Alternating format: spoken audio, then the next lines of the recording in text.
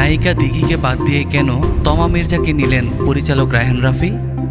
বেশ কিছুদিন আগেই জানা গিয়েছিল তরুণ নির্মাতা রায়হান রাফির সিনেমায় অভিনয় করতে যাচ্ছেন জাহিদ হাসান। জানা গিয়েছিল এটাও যে সেই সিরিজে অভিনয় করবেন প্রার্থনা ফারদিন দিঘিও। চলতি বছরের ৮ অক্টোবর এমন খবর প্রকাশ হয় গণমাধ্যমে। নতুন খবর হচ্ছে এরই মধ্যে এই সিরিজের শুট শেষ করেছেন রাফি, কিন্তু সেই ছবিতে শেষ পর্যন্ত অভিনয় করলেন নায়িকা তমা মির্জা।